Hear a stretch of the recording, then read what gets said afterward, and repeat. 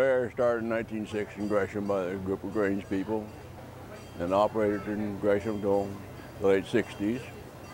The Grange actually lost the ground in 1929 due to the market crash. They continued to rent the facility back every year until 1960 to produce the annual Multnomah County Fair. This is actually our 104th year of continuous operation. It was founded as a 501c3 initially to support the efforts of the county to have a fair. As their staffing was decreased, we were incorporated and said, we will help with your staffing. We will volunteer our time, we'll volunteer our efforts, we'll volunteer our talents so that you can have a continued fair. The fair operates on two sources of income, one from the state monies that each county gets. Each county gets this year about $41,000. The rest of the monies that we operate on are monies that we receive for renting space to vendors that come. We do not make any money on the sale of the items. We do not make any money on the sale of food. We rent them space, and that rent from that space is our income. We do not have admissions, and the other traditional source of income for fairs is the carnival. And because we're at Oaks Park and that's privately owned, we get no revenue from it. Our biggest disappointment was when the extension service was abolished in Multnomah County. And we then have put a lot of emphasis upon youth entering our crafts and other exhibit areas to help, again, have kids have a venue and a place for them to display their talent. We've been here at Oaks Park and they're 501c3 to get them so that they have children's activities and things like that that you're required under law to have.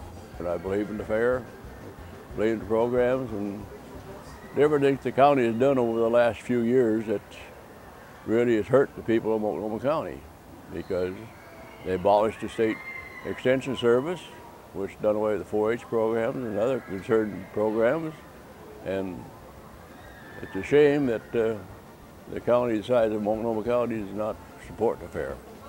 You know, extension, when it was abolished, had 700,000 hits that year on people. 15,000 kids were impacted in just one program alone that they had called the Incredible Egg, which was used as part of the curriculum in the public schools. That's no longer available. And it was a funded thing that the schools didn't have to put out money for. It was all done. So it was an additional product. And the Multnomah County Commissioners voted to no longer fund, so you have to have funding from 3 levels, the local, the state, and the nationals to have a fund. The extension service, really, I mean, it actually touched more adults than it did kids, because you've got the master food preservers, the master gardeners, the master recyclers, all these different programs that adults get into. And you go through the training, and part of getting your, I guess you call it your degree, is that you've got to give back to the community. You may have to give like 40 or 50 hours of community service once you've gotten through this program. 4-H basically gave the kids a confidence in themselves, because they got to get up and do their projects and get a ribbon saying, yes, I excelled at this. There's a lot of programs that we could actually do for the kids, but that takes extra help and extra money. Because there's programs out there that we could use in here for the teenagers and stuff to be socializing and have a good time here.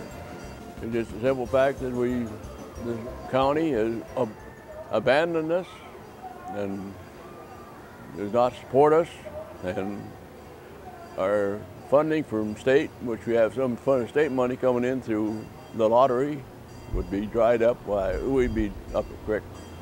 None of us get any money for it. It's all volunteer. And I mean, I don't know how many hours that Rick and the rest of them put in, but I imagine if you count them all up, it's probably, including our time here, it's 100, 120 hours a year a piece.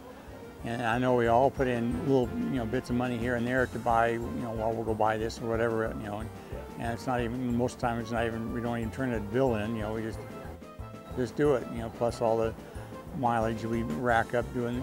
My wife and I both were in charge of the silent auction. I did it the first year because it was my idea, and I don't know how many hundreds of hours accumulated there, plus all the mileage and we could use help from the public and then getting to the county commissioners as well. The money that we have right now in the county is donated money that's coming from an endowment. It's not coming out of the general fund of the county. So it's called county money, but it's coming from an endowment that has to be continued to be encouraged to give it. Because the state law mandates the fair fund be maintained year in, year out.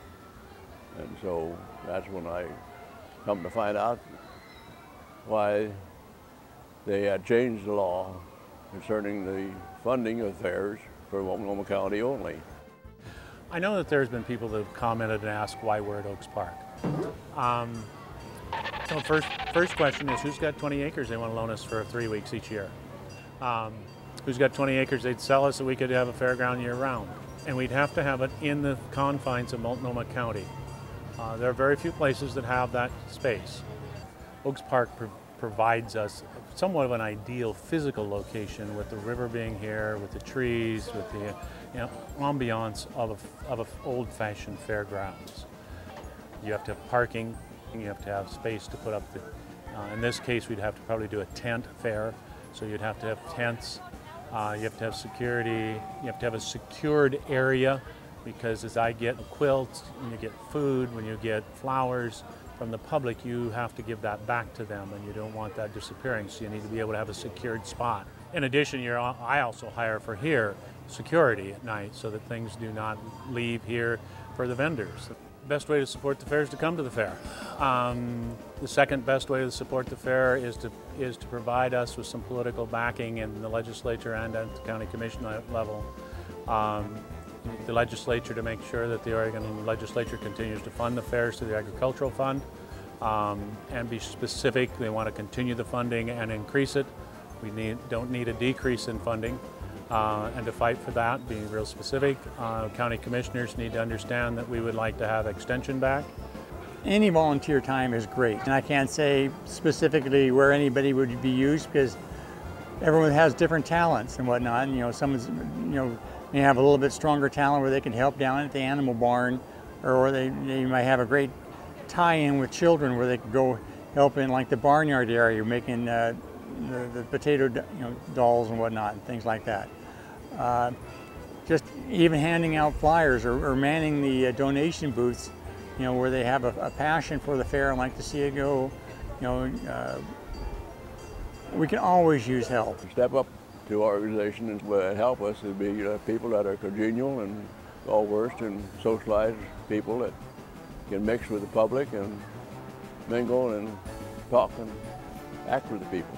And that would enlarge the population that would be interested in attending and interested in coming and interested in showing. Art, photography, foods, needlecraft, craft, and floral. For our silent auction, if they would like to donate items that we could put in there for the public to be able to bid on while they're here, they can do that. The silent auction that we've been providing here for the last few years is progressing each year. We don't have money in the budget to buy things for the auction, so everything is donated. This year might not be quite as much because the economic times dictate that. We produce a book, premium book, which needs to be distributed out to the community. We also have that premium book online. I think some of our participation is increased because people get the personal feel of the premium book that they get.